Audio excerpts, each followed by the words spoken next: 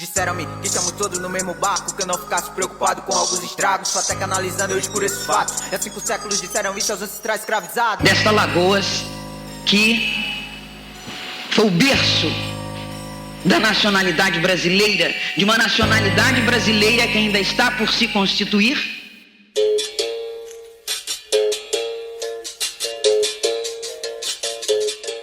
Esse é o podcast Palmares FM, uma realização do curso de História da UFAL. A segunda parte da entrevista com o professor Dr. Wilson do Nascimento Barbosa foi feita em diálogo com a professora Irineia Franco, da UFAL, no dia 19 de dezembro de 2022, com gravações complementares no dia 25 de janeiro de 2023. O professor Wilson fez importantes análises sobre a história do Brasil republicano e o período da ditadura militar, comentando as suas memórias e participação nas lutas políticas daquele período, sobre o movimento dos marinheiros de 1964, os movimentos sociais dos anos 1970, 1980 e os problemas das ideologias opressivas. Ouçam, compartilhem e cliquem no sininho para receber as novidades do nosso podcast. Então, olá pessoal, a gente está aqui hoje para continuar com bate-papo, conversa, entrevista com o professor Wilson. E aproveitando, então, professor Wilson, a sua disponibilidade mais uma vez, que a gente agradece demais.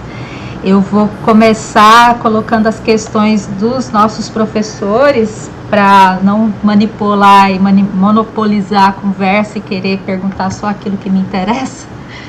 Então, o professor Anderson Almeida, que é professor do nosso Departamento de História do Brasil e pesquisador de ditadura militar, ele encaminhou a seguinte questão, professor. Nas memórias de marinheiros e pesquisas acadêmicas que analisam o movimento dos marinheiros de 1964, o seu nome, professor Wilson, aparece ainda como estudante de filosofia, ministrando aula para os marinheiros e fuzileiros que participavam da Associação dos Marinheiros e Fuzileiros Navais do Brasil, antes do golpe de 1964. E também, posteriormente, o nome do professor Wilson aparece nas articulações da fuga da penitenciária Lemos de Brito, em 1969. Esses acontecimentos foram bem documentados e analisados, segundo o professor Anderson, pelo Flávio Rodrigues, na obra dele. Aí, então, o professor Anderson pergunta, Wilson, além de rememorar o período pré-golpe, o senhor poderia falar um pouco mais como foram essas articulações entre guerrilheiros, marinheiros e presos comuns na resistência à ditadura? Vou começar pela primeira parte, né? Rememorar. A Associação dos Marinheiros e Fuzileiros Navais, ela foi criada por um grupo de marinheiros, digamos assim, politizados, que tinham consciência política, que tinham uma certa ligação com partidos políticos, com movimentos, etc.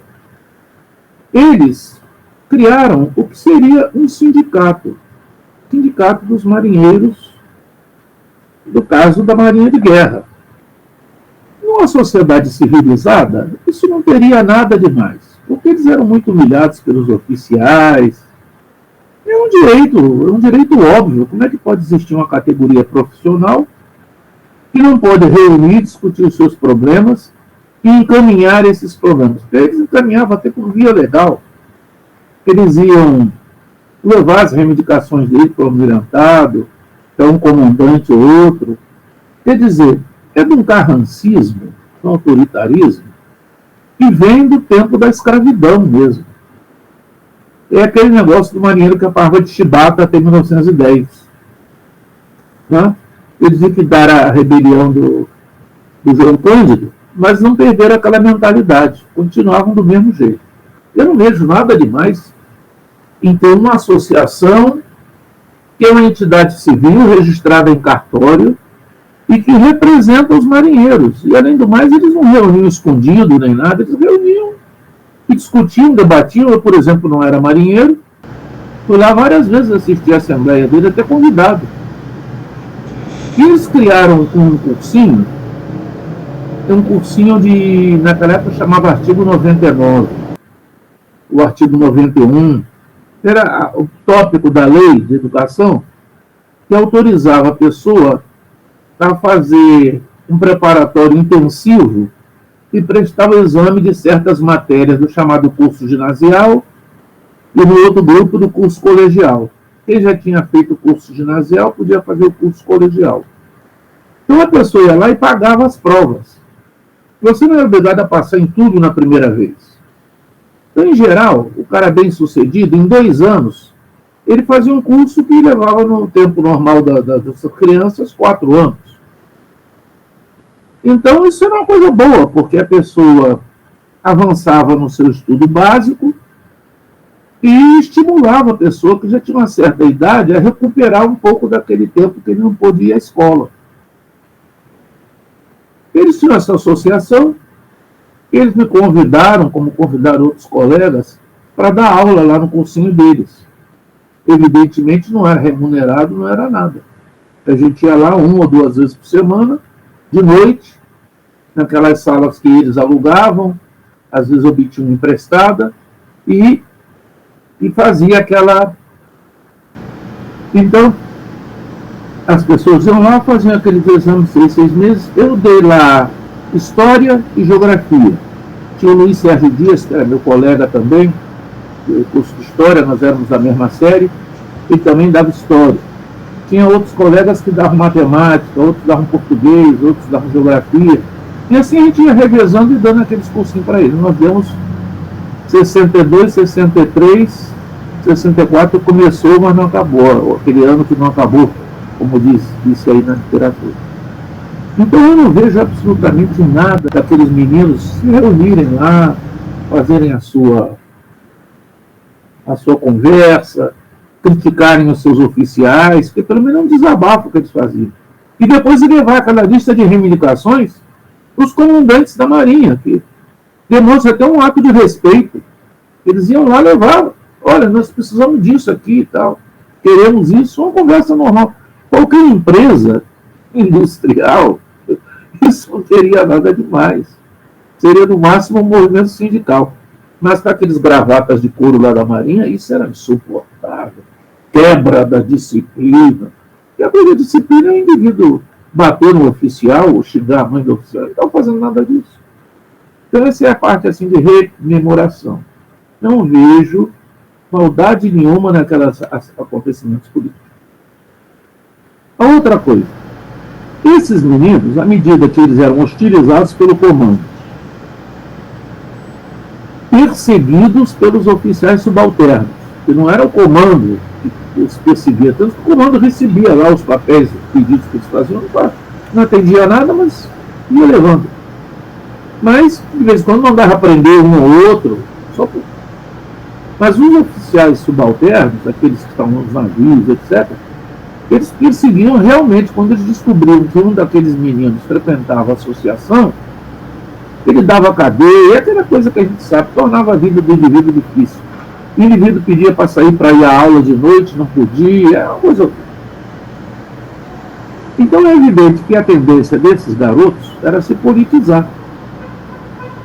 E tinha lá a frente de mobilização popular, eles iam assistir aquelas reuniões, tinha o Comando Geral dos Trabalhadores, que era uma associação de vários sindicatos para representar, fazia às vezes de uma CGT, que não tinha no Brasil, porque o Dutra proibiu Central Única, ou Central de Trabalhadores, né, durante o governo dele. Fechou com a polícia, prendeu, espancou, torturou. Então, não tinha legalmente Central de Trabalhadores. Então, o que eles fizeram nos anos do governo Kubitschek foi fazer um acordo entre os sindicatos e tinha várias frentes sindicais organizadas nesses movimentos. Tinha o PUA, Pacto de Unidade e Ação, Comando Geral dos Trabalhadores, que era o CGT. Eles reuniam, discutiam os dirigentes de vários sindicatos e tomavam medidas comuns.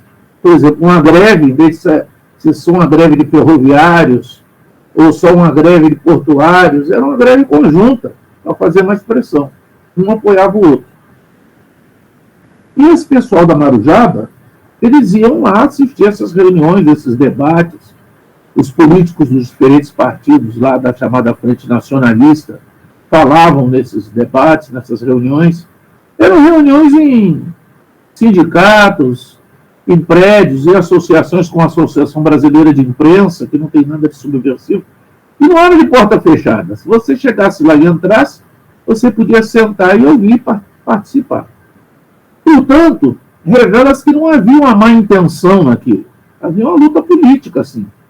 Mas não era nenhum movimento subversivo ou uma coisa secreta, não havia isso. Com o golpe de 64, os marinheiros serviram de boi de piranha. Foram presos aos milhares, alguns já foram expulsos e mandados para cadeias comuns. Os próprios oficiais do Exército que não apoiaram o golpe foram todos reformados, expulsos das forças. Foi um ambiente horrível. Muitos desses marinheiros que estavam na cadeia é que vão se unir naquele episódio de 68, 69, e 69 foi a fuga da Lemos de Brito. Aí já é outra parte que ele teve. Eu, por exemplo, como estudante, eu sempre participei desse movimento político lá pré-64. Eu era do PCB, era ligado à Frente de Mobilização Popular, assistia muito aquelas reuniões, tinha uma certa simpatia pelo Brizola e pelo Jango. Então, estava sempre por ali. E encontrava muitos desses dirigentes da Associação dos Marinheiros nessas reuniões também. Batíamos papo, íamos juntos no Bob's comer um cachorro quente no intervalo das reuniões. Uma coisa inócua, boazinha. Quando chegou em 68, a cadeia estava cheia de marinheiros.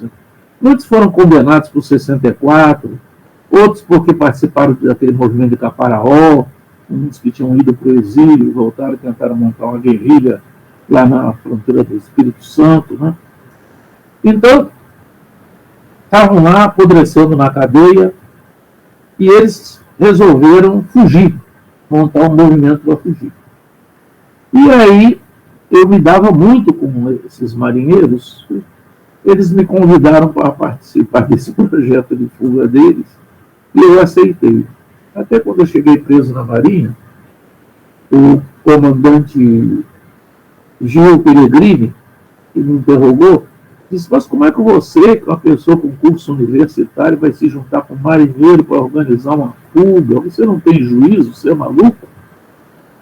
E a explicação que eu dei para ele era verdadeira. Eu disse: olha, quando você conhece as pessoas, se dá com as pessoas, gosta das pessoas, você não se preocupa se ele é marinheiro e você não, ou se você está bem de vida e ele está mal. Você fica emocionalmente ligado às pessoas. Então é natural que a gente faça besteira juntos. Fizemos uma besteira juntos. Vamos lá abrir o portão da cadeia e fugir lá uma dezena. Nós queríamos que fugisse 20, fugiram 10 ou talvez um pouco mais. Depois, evidentemente, foi todo mundo sendo preso de novo, porque o Estado é uma máquina repressiva colossal. E aquilo são só pessoas. As pessoas não têm como resistir muito tempo ao Estado. Né?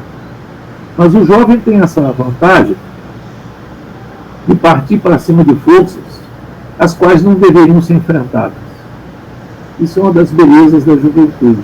A juventude acredita na luta, acredita na amizade, acredita em programas políticos. Veja que coisa extraordinária. Veja que os políticos não acreditam, a juventude acredita. Eu, por exemplo, não era político, mas acreditava que o povo tinha mais direitos, as coisas tinham que melhorar, que a ditadura estava errada. Até quando eu estava preso mesmo, o comandante lá, eu acho que era comandante do Selimar, eu disse que ele era comandante da Selimar, uma reportagem em 1986, acho, 7. Eu disse que esse almirante era comandante do Selimar na época. E ele disse: prove que eu sou comandante do Selimar, porque publicaram a minha denúncia. Do lado, a minha denúncia tinha uns 4 centímetros de coluna. E a resposta dele tinha uma página inteira do jornal. Ele dizia que eu tinha que provar que ele era comandante do Selimar. Quando eu não tinha que provar nada, ele que tinha que provar que ele não era. Porque a autoridade era ele. Você chega preso num lugar, espancado, maltratado, com os dentes quebrados, e tem um chefe lá mandando, eu posso deduzir o que quiser, ele é o chefe disso aqui. Agora, ele, se não era o chefe, quando eu disse que ele era o chefe, ele tinha que dizer para os jornalistas: eu vou lhe provar que eu não era comandante do CENIMAR. Veja aqui, nesse diploma aqui, está escrito onde eu trabalhava nessa época, qual era a minha unidade que eu estava ligado. Isso não tem nada a ver com o CENIMAR, portanto eu não era comandante do CENIMAR. Mas todo mundo lá sabia que ele era comandante do CENIMAR. E ele dizia que ele não era, quando eu disse que ele era. Então, ficou dito pelo não dito, ele pediu que eu provasse, eu não posso provar. Isso é uma das coisas interessantes da prisão, da ditadura, é que ninguém lhe dá voz de prisão. Ninguém lhe apresenta nenhum documento, uma ordem expedida de um juiz ou de uma autoridade superior mandando lhe prender. Você é preso de qualquer jeito, a soco, a pontapé, amarrado, chifrado, arrebentado, botam um capuz na sua cabeça, te carregam de um estado para o outro. Eu, por exemplo, nessa época que eu fui preso, dei 14 depoimentos escritos. Os interrogatórios que eu fui submetido foram uns 20. Diversos deles debaixo de pau. Então, eu que tenho que provar. Se eu digo assim, não, em Porto Alegre eu fui interrogado por um major do Exército que quis chamar-se fulano de tal. No caso, esse major, ele disse para mim que se chamava, ele deu o nome de um colega dele, você viu o deboche. O colega dele era o Hersetzer. Né? Ele disse: eu sou o major Hersetzer e tal, e coisa. Me interrogou. Muitos anos depois, eu fui descobrir que ele não era o major Hersetzer. Ele era o tenente-coronel Manhães, que era do Serviço Secreto do Exército do Rio Grande do Sul e que era um dos chefes do boicote no nível do país inteiro mais tarde, e foi até assassinado quando deu aquele depoimento na Comissão da Verdade. Ele disse na Comissão da Verdade: bom, isso aqui é uma Comissão da Verdade, então não posso dizer mentiras. Então vou dizer a verdade. E disse as verdades, e os colegas dele assassinaram ele dias depois. Vixe. Então, esse tenente-coronel Manhães, que me interrogou, eu falei: olha, eu me admiro muito o senhor dizer que eu sou um elemento subversivo, etc., quando foram os senhores que derrubaram o governo legal. Em 1964, nós tínhamos um governo legal que os senhores derrubaram. E os senhores colocaram um marechal na presidência da República. Para mim, os subversivos são os senhores, não sou eu. Ele ficou olhando para a minha cara assim, como se eu fosse um piadista. Ele era muito tranquilo. Dessa situação inicial. É claro, nós éramos todos companheiros do movimento nacionalista ou socialista.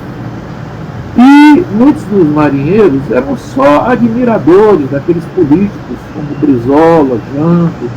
Nem eram assim pessoas tão politizadas. Não, eram pessoas que simpatizavam com aquelas promessas de liberdade, de democracia, de mudança no país, descendentes de nordestinos pobres, e queriam uma melhora para os seus parentes, para a sua população. Então é natural que a gente se unisse todos ali e protestasse, lutasse, mas infelizmente veio aquele movimento militar que acabou com os direitos de todo mundo. Eles fizeram o que eles diziam que a gente ia fazer, que foi instaurar uma ditadura, não ouvir a opinião de ninguém e matar quem discordasse. Foram eles que fizeram isso. O indivíduo sempre julga os outros por eles mesmos. É o famoso homem metro. Né? Os antigos falavam do homem metro. O homem metro é um indivíduo que mede os outros por ele mesmo. O metro com que ele mede os outros é ele. Então ele quer dar um golpe, ele quer fazer uma ditadura, ele quer matar, quer roubar, quer saquear. E é isso que os outros vão fazer isso. A terceira questão, eu acho que faltou, talvez, dizer algo das articulações entre guerrilheiros, marinheiros e presos comuns, em que essas condições praticamente se referem às mesmas pessoas, né? Os guerrilheiros são muito pessoas que chegaram à conclusão de que a ditadura não sairia daí pacificamente. Então, pensaram em montar uma estratégia, tipo de ação política, que não dependesse diretamente, desde o seu momento criador, de um trabalho de massas, mas mobilizasse entre as forças que já existiam e que discordavam do processo ditatorial, aglutinar essas forças em determinadas formas de luta, né, que resistissem, portanto, ao Estado da ditadura, ao Estado tal como a ditadura concebia. Isso é o que nós chamamos de guerrilheiros. Mas os guerrilheiros são pessoas comuns, são pessoas que trabalhavam, viviam em diferentes situações e que tinham essa visão política em comum, né? Essa ideia em comum que eles têm é que os levará a se unirem nessa naquela organização para tentar levar adiante um programa de resistência armada ao regime ditatorial.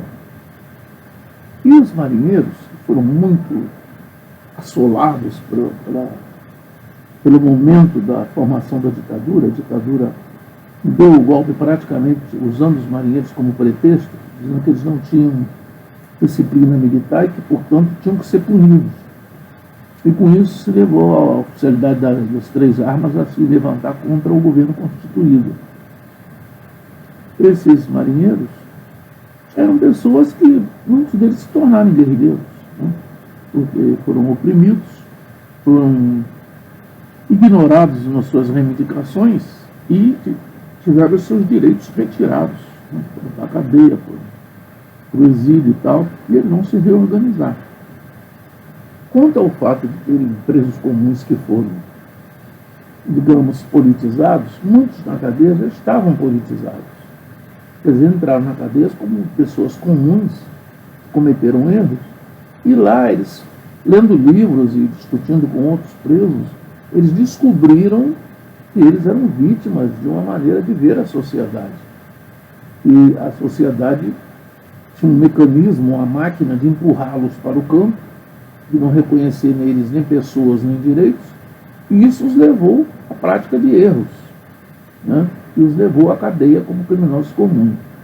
Evidentemente que os marinheiros, sendo muito mais politizados do que as pessoas comuns, no momento em que eles estão na cadeia, eles vão organizar coletivos, leituras, debates, etc., e vão participar do esclarecimento de uma parte dessas pessoas que estão presas, através daqueles que já estavam politizados.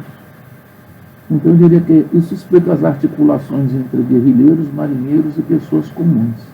Trata-se de uma e mesma situação, são vítimas de um sistema opressivo e que se juntam para combater esse sistema opressivo.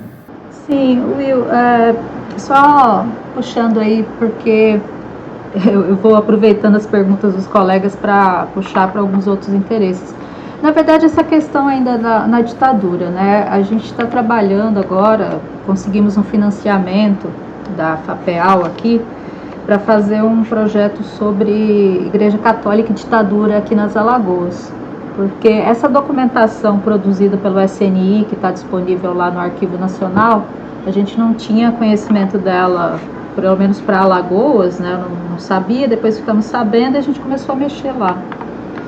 E mexendo nessa documentação, eu encontrei alguma documentação que menciona o seu nome, inclusive relacionada à prisão à Ilha das Flores, o seu nome, o nome da Solange e de outras pessoas, né, de companheiros de vocês lá, naquela situação da greve de fome que foi feita dos prisioneiros na Ilha das Flores, que tinha um manifesto das mulheres e dos homens. E tem a outra documentação sobre você lá. Eu não sei se você já chegou a fazer essa consulta lá no sistema do Arquivo Nacional para separar essa documentação que tem com o seu nome.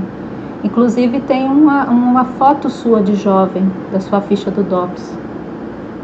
E não sei se você viu esse material. Eu não devo ter visto, não, porque quando houve aquilo de que você podia ir ao Arquivo Nacional, pedir a sua documentação, eu nunca fui. A visão que eu tenho da ditadura é a pior possível. E, infelizmente, também não fiquei muito satisfeito com o resgate que foi feito das vítimas da ditadura. Então, também a Comissão da Verdade, você vai depor na Comissão da Verdade, você está brincando. Eu vou depor numa comissão, que ninguém vai ser punido. Quer dizer, a Comissão da Verdade na África do Sul foi um trabalho político sério. Aí vão dizer, não, mas as condições são diferentes. Não são. Na África do Sul, as pessoas que fizeram aquela Comissão da Verdade foram as pessoas que até uns anos antes estavam presas ou sendo torturadas e perseguidas pelo regime do apartheid. E eles, quando assumiram o governo, eles assumiram e governaram a África do Sul. E governar significa o seguinte, eles disseram na Comissão da Verdade deles o seguinte: todos aqueles que vierem aqui e que depuserem falando a verdade sobre todos os crimes que praticaram ou viram ser praticados, terão a partir dessa data do depoimento anistia. Não poderão ser processados na África do Sul por esses atos. Então é uma reconciliação nacional mesmo. Você vai lá, conta o que fez e, ao contar o que fez, ao falar a verdade, você fica perdoado. Agora aqui, a Comissão da Verdade aqui não tem autoridade nenhuma. Primeiro, ninguém é obrigado a depor. Segundo, você vai lá e depõe, tanto faz como tanto fez. Daí o exemplo de novo do Coronel Manhães. Ele falou a verdade na Comissão da Verdade e foi assassinado pelos pares dele, que eram do doicode antes, que assassinavam as pessoas, etc, etc. Os colegas dele entraram no sítio dele lá em Nova Iguaçu e o assassinaram. A Comissão da Verdade fez alguma coisa? Apurou quem o assassinou? Prendeu alguém? Não. Então essa Comissão da Verdade é apenas, no meu modo de ver, um cobertor para esconder os políticos que deveriam estabelecer a democracia e que estão aliados com os políticos da véspera que eram da ditadura. São aliados, inclusive, com os militares da ditadura. Por isso que o Brasil não vai para frente. É tudo farinha do mesmo saco. Não há uma ruptura entre eles e os que causaram vítimas. Por isso que eles têm mais raiva da gente do que dos outros. Pois é, a Eles não têm raiva continuidade. da ditadura. Eles têm raiva dos sobreviventes. Os sobreviventes estão atrapalhando a aliança deles com os outros. Ditadura porque eu sou de esquerda. Foi o caso do Bolsonaro, tá entendendo? Sim. Então, isso não tem solução. É muito mais complicado, né? E a gente não pode ser inocente na hora de tentar colocar as coisas em movimento. Exatamente, não podemos ficar bonzinhos e dando comida para aqueles que vão nos assassinar. Pois é. Bem, aí, então eu vou passar aqui para a questão da professora Paula, que na verdade é uma sequência mais ou menos do diálogo que a gente estava tendo no outro dia, Wilson, que ela está muito preocupada ainda e interessada em pensar e refletir a questão dos movimentos sociais dos anos 70 e 80. Então aqui ela diz o seguinte: professor, voltando um pouco para o período de abertura política ou de transição política, né, entre os anos 1970 e 1980, é notório o aparecimento no cenário político das diversas organizações e movimentos sociais, de negros, mulheres, sindicatos, associação de moradores, clubes de mães. Momento que foi reconhecido pela sociologia, principalmente como os novos movimentos sociais. O senhor já falou um pouco sobre o movimento negro unificado. Pode falar de forma geral sobre os movimentos sociais nesse período?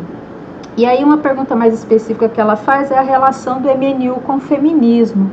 Um feminismo que nunca se colou na luta por direitos das mulheres negras, e em especial o papel das mulheres negras nesses movimentos. Aí ela está pensando mais de forma geral, né? Aquele feminismo genérico e essa luta específica lá no movimento negro. Sei que a pergunta é geral, mas há alguns trabalhos de pesquisa em história que estão percebendo dentro do próprio movimento negro nesse período a falta de espaço para a atuação das mulheres negras, machismo, misoginia, reprodução de um movimento masculino. Como o senhor percebe esse momento? E aí ela encerra pensando a questão lá no exílio, né? A volta do exílio, as lutas sociais que estavam sendo travadas, como no exílio vocês se conectavam com as lutas no Brasil e sua inserção nelas no retorno. Muitas coisas também, a professora Paula pergunta.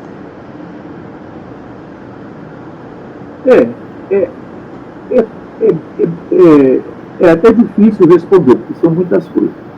Mas, por exemplo, por que o movimento político dos anos 50, 60, eles não chegaram assim ao fundo das questões de identidade?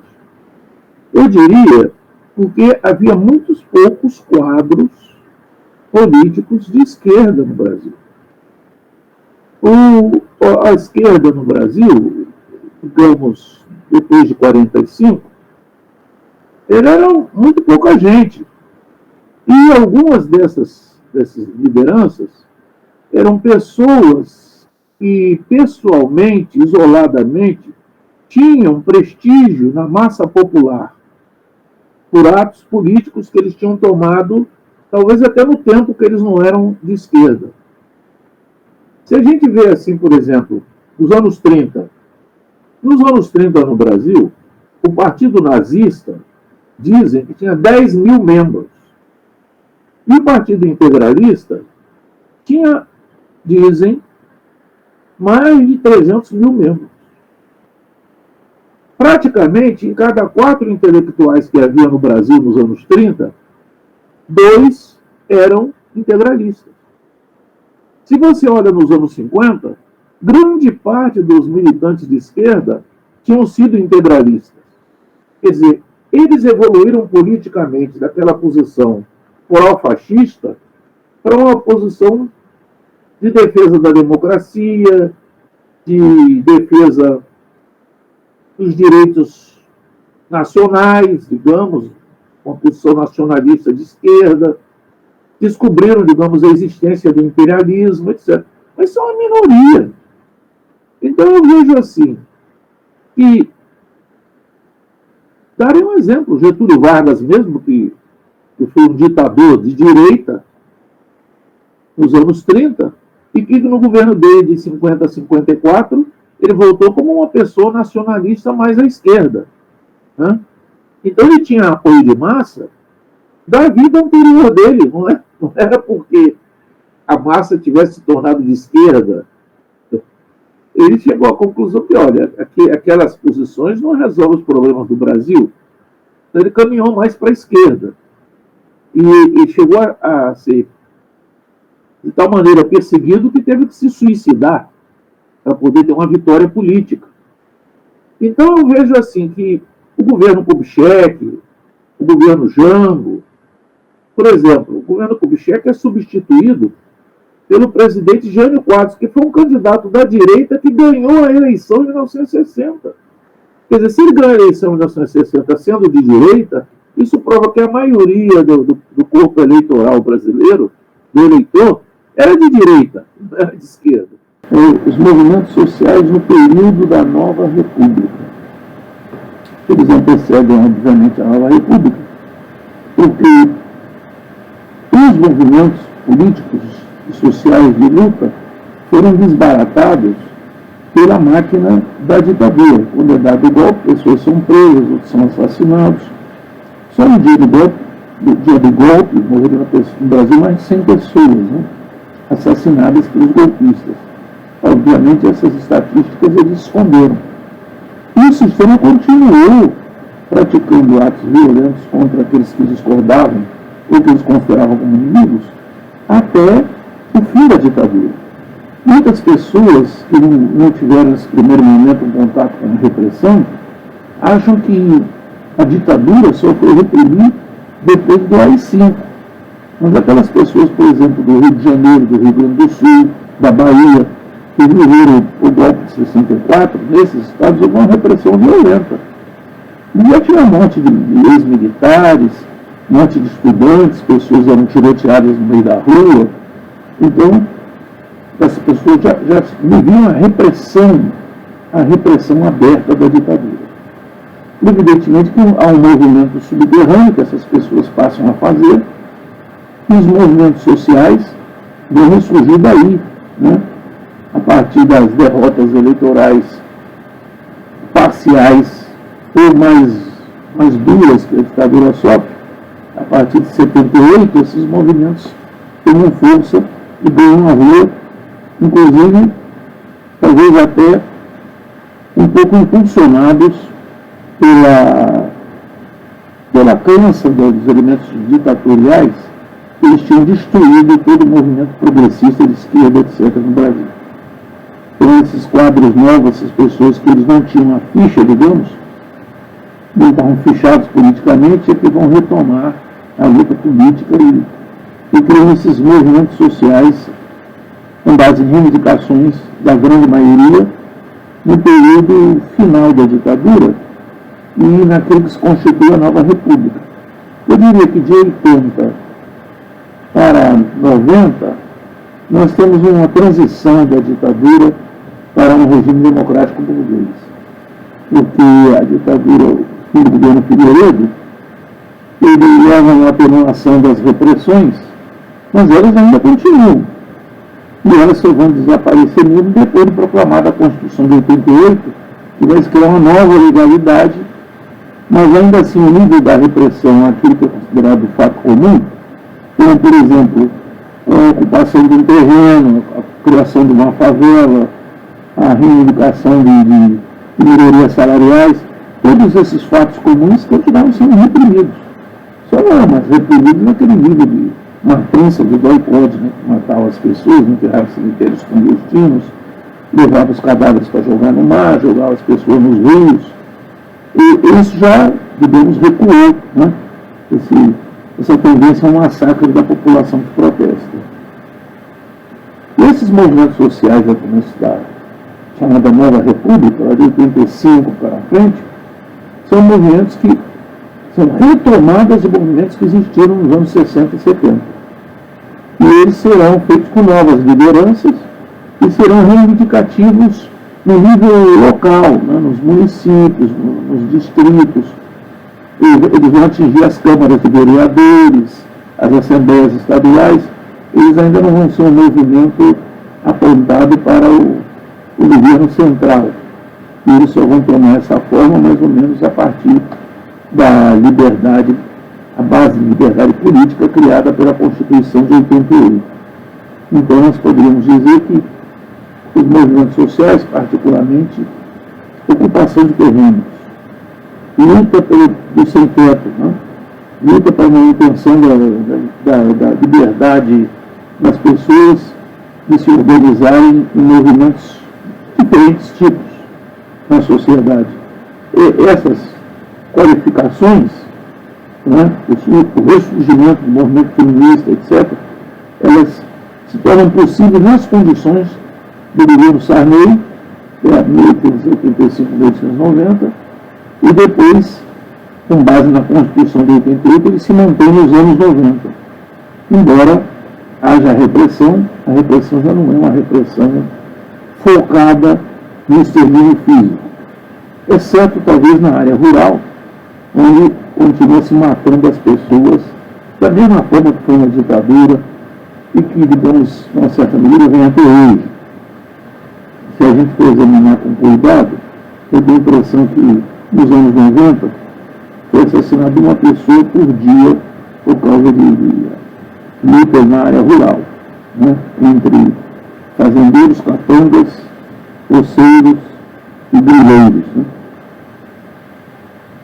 A outra questão para lá dos movimentos sociais é aquela questão do NMU, e por que o NMU ele não se junta com o feminismo, né?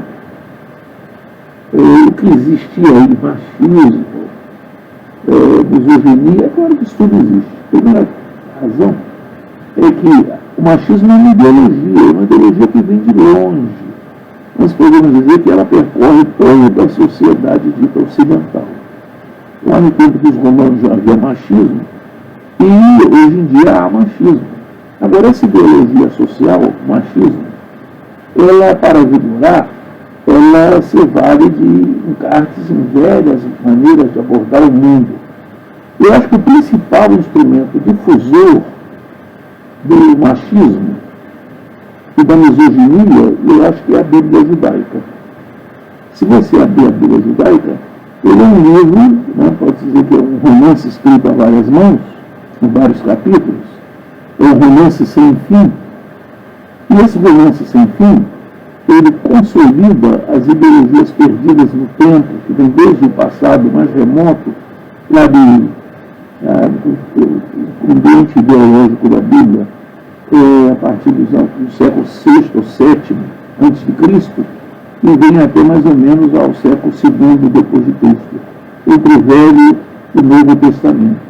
Esses romances, essas partes de literatura quase obscena, foram escritos por pensadores que visavam controlar a vida social das sociedades a que pertenceram. E expressam, portanto, um caráter mítico, porque as narrativas não são narrativas no plano daquilo que realmente se deu, mas numa interpretação mística daquilo que se deu. Então, esses mitos se sucedem por diferentes livros e são feitos por intelectuais daquele tempo, intelectuais, a maioria muito atrasada, né, para a nossa época de hoje. E a Bíblia, portanto, é um lugar que, se você for ler, você aprende tudo às avessas. A Bíblia ensina você a ser cruel, a ser racista, a ser mau, a ser bandido. Tudo isso pelo banditismo do passado. Uma pessoa, vou dar um exemplo para você, no século XVI, na Europa Ocidental e na Oriental também, se o marido estivesse espancando a mulher e batesse com um cajado na cabeça dela e matasse, ele tinha que se apresentar ao padre da vila e explicar como isso se deu. Obviamente ele ia explicar que foi um acidente de trabalho. Ele estava disciplinando a mulher dele e rachou a cabeça dela e ela morreu. E o padre, então, mandava ele rezar um certo número de credos e Ave Maria pela alma dessa criatura que se foi. E pedir desculpas a essa criatura, pedir desculpas a Deus e a determinadas entidades, santos, digamos, por ter feito aquele ato cruel. Isso 1500 e pouco, minha gente, depois da descoberta do Brasil. A escravidão era justificada não só durante toda a Idade Média e o cristianismo da Idade Média, que a escravidão vem da Antiguidade, como ela é sancionada perfeitamente em uma parte dos textos da Bíblia. Por quê? Porque foram coisas escritas na época em que a escravidão era uma coisa normal. Então, se você for estudar um livro a sério, que é um livro escrito no passado, você não vê esse livro como um romance, como literatura, como uma descrição do passado, mas como uma indicação de Deus para você cumprir no mundo presente, você será aprisionado por uma ideologia extinta no passado, que nem corresponde às condições materiais de vida do mundo de hoje. E, consequentemente, você se juntará com o que existe de mais atrasado no mundo de hoje e vai servir aos desígnios das classes dominantes de hoje que querem escravizar os trabalhadores, maltratar os trabalhadores, retirar os direitos das mulheres. Então, o machismo é uma ideologia que sequestra por completo a criança, a mulher, e entrega esses indivíduos ao domínio do homem. Ora, se o homem é um homem oprimido, digamos que ele está no último degrau da sociedade e tem que trabalhar para patrões, senhores de todos os tipos, fardados e sem fardas, ele, se lhe é concedido alguns escravos, que vai ser a sua mulher e os seus filhos, a situação dele melhora um pouco. Então, essa ideologia, o machismo, ela tem por finalidade atenuar o sistema de dominação com relação ao elemento masculino. E, evidentemente, se a mulher resiste a isso, gera essa misoginia, que é atribuir à mulher tudo que é feito de errado na sociedade. Isso você vê explicitamente na Bíblia, já lá no comecinho, quando Eva convence Adão a comer a maçã que a serpente indica que deve ser comida, e que é um fruto proibido no paraíso. Aquilo é uma metáfora aos Quer dizer, as pessoas não devem fazer sexo, porque se fizerem sexo, terão filhos. Tendo filhos, terão que trabalhar para sustentar os filhos. E serão lançados descendentes do trabalho escravo. É isso que está lá oculto naquela formulazinha. Se você aceita esse tipo de raciocínio, e você vai vendo as barbaridades todas, como um pai que é capaz de botar o filho em cima de uma pedra e se prepara para assassiná-lo, isso também vem lá do século VI dos judeus.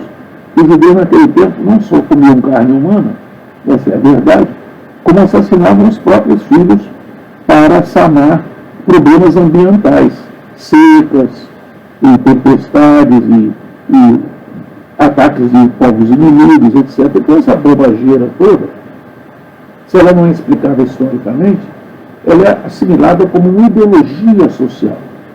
E você ir buscar ideologia social num livro velho de um povo qualquer, é o pior erro que você pode cometer, que a sua cabeça vai ser transformada numa lata de lixo que não tem nada a ver com o mundo em que você vive. Nós já vivemos um mundo ruim. Se nós formos nos guiar por ideias de 2000 anos atrás, esse mundo se torna péssimo, não apenas ruim. Né? Agora, o que esse machismo e essa misoginia tem a ver com o nenhum? Eu diria que não tem a ver nada. A única coisa que tem a ver é que o nenhum existe numa sociedade, ou foi isso numa sociedade, dominada pela Bíblia, pelo machismo e pela misoginia. Isso aí, evidentemente, leva a que uma grande parte das mulheres acreditem no machismo, pratiquem a misoginia. Porque se as mulheres não aceitassem essa ideologia machista, que é transmitida através da religião, todas as religiões, não haveria, evidentemente, um domínio social dessa ideologia. Então, se não existirem mulheres que apoiem o machismo, e que sejam machistas, o machismo desaparece, porque ele vai ficar só com metade da população, que é a população masculina. E a mulher vai dizer, eu não aceito isso, então vai se tender a uma sociedade mais equilibrada, uma luta mais aberta entre o pensamento do homem e da mulher, e começa a se corroer o fundamento do machismo. Mas o fundamento do machismo está no livro religioso, e toda a religião é machista. Porque ele prega o predomínio do homem sobre a mulher, e a submissão da mulher na família, que é considerada uma coisa sagrada, quando a família é apenas uma unidade econômica da vida social.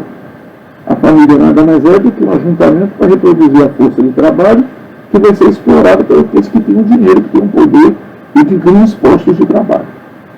Mas se colocar isso dentro de um envoltório místico, isso vai ser uma coisa sagrada e vai servir para o combate a qualquer ideologia que vise uma melhoria das condições reais das pessoas reais, das pessoas que existem.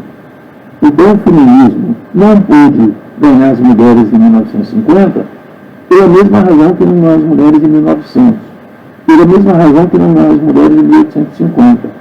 Só uma parte das mulheres esclarecidas, estudiosas, que refletem, que leem outros livros, que não os livros religiosos, pode entender o feminismo e procurar sua própria libertação. O homem no feminismo em 1960, eles eram minorias, eram forças socialmente muito fracas. Era quase que uma elite de pensadores, entre homens e mulheres, que tinham se colocado fora da religião e fora do machismo. Então, qual é o fundamento do feminismo não ter conseguido prosperar no século XX? Prosperou em pequenos setores de pessoas esclarecidas. Nunca chegou a ser uma ideologia de massa. É isso mais ou menos que eu tenho que dizer.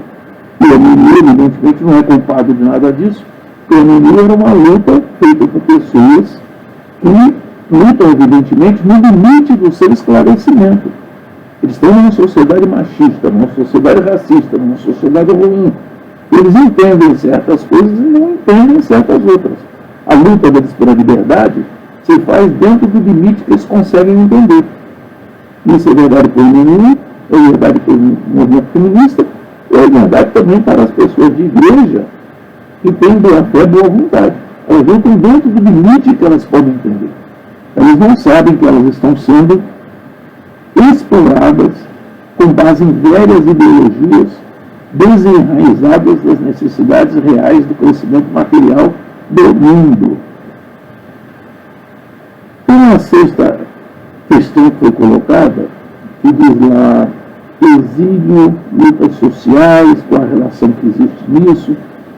Bom, e aí tem lá, vamos dizer, algumas ideias, né? As pessoas que foram parar no exílio, evidentemente, elas se comunicavam com as pessoas que estavam dentro do país pelas correntes possíveis, pessoas que viajam, que vão, que vêm, material que é escrito, que é trazido, opiniões, teses acadêmicas, etc.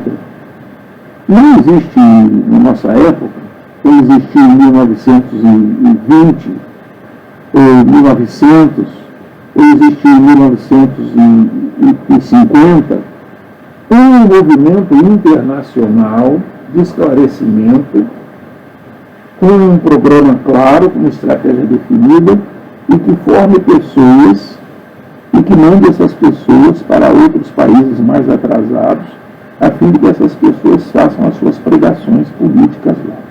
Não existia isso na época da ditadura. Existia, sim, pessoas que estavam no exílio, voltavam para o país, ou pessoas que estavam no país, iam para o exílio, e dentro desse processo havia tropas de opiniões, de experiências, conheciam-se movimentos que aqui não existiam, mas existiam em outro lugar e eram bem-sucedidos. Então, essa conexão, digamos que é uma conexão objetiva, feita quase que através de parentelas, pessoas que são aparentadas com outras, e também ao acaso. Essas pessoas, quando retornam ao seu país, elas sempre se inserem nos movimentos que existem. Eu vou até dar um exemplo. Como é possível você encontrar em Nova Iguaçu ou em São Bernardo do Campo tatuagens, frases que existem na Nicarágua, na Guatemala, em Honduras ou no Texas, nos Estados Unidos? Isso não é transmitido por uma rede organizada de pessoas que querem transmitir isso. Isso é transmitido pelo vai e vem de pessoas. As pessoas vão, viajam, andam o mundo de um lugar para o outro e levam os seus costumes, as suas crenças, e lá organizam essas coisas que o outro está, digamos, ignorando ou não vivenciando. Essas ideias todas das pessoas andam muito depressa. Nós vivemos num mundo que é dividido fronteiriçamente entre países, mas as ideias dos homens não estão divididas entre países. Elas andam com as pessoas, com os homens, com as mulheres que saem de um lugar para o outro. E, portanto, essas ideias são levadas de um lado para o outro, organizadamente ou não. Não tem nenhuma importância de ser organizadamente. Porque elas serão levadas. Né?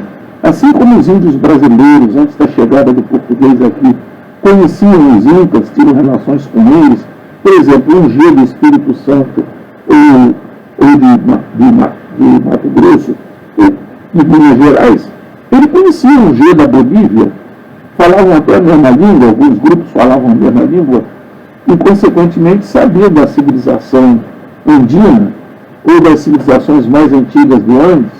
Possivelmente, alguns grupos tiveram contatos com umas mais antigas, outros com as mais novas, uns eram adversários, outros eram partidários. Então, o mundo gira, como dizia o velho anúncio antigo do meu tempo, que eu era publicitário, dizia, o mundo gira e a luz interna roda, interna empresa de mudanças. Da mesma forma, o mundo gira. E as experiências rodam. O que é feito num lugar vai ser feito no outro, vai levado de um lugar para o outro, e de repente nós estamos em Maceió e vemos uma coisa que nós vimos em Porto Alegre, ou estamos em Porto Alegre e vemos uma coisa que nós vimos pela primeira vez em Maceió. É assim que o mundo funciona. Né? Então, o pessoal que retornava do exílio para o Brasil trazia essas novas experiências, como outras pessoas traziam outras experiências, e procuravam reorganizar os movimentos, aproveitando também essas novas experiências. Vocês vejam que, à medida que o movimento comunista entrou em recuo na Europa, nos anos 60, o movimento social foi ganhando importância, porque já era separado do partido político de esquerda. Existe o movimento social, mas ele não passa necessariamente por um sindicato ou por um partido de esquerda. Ele é mais ou menos formado de um modo mais espontâneo e por estruturas organizativas que são mais locais e menos internacionais ou menos nacionais. E uma mensagem final que eu poderia dar para as pessoas que estão me ouvindo é: lute para conhecer e para analisar as coisas que você está observando. O mundo é mais complexo do que a gente pensa que é. As instituições são importantes, mas as instituições não são a mesma em toda parte, elas só se parecem entre si. Portanto, devemos conhecer bem as instituições, não só as do nosso país, como de outros lugares, e para isso não há outro caminho senão discutindo, conhecendo pessoas, estudando e agindo com destemor. Obrigado e até outro momento. Este foi o terceiro episódio do nosso podcast Palmares FM, uma realização do curso de História da UFAL, CPDIS, Revista Crítica Histórica e do Programa de Pós-Graduação em História da UFAL, em parceria com o NEABI. Esperamos vocês nos próximos episódios. Axé!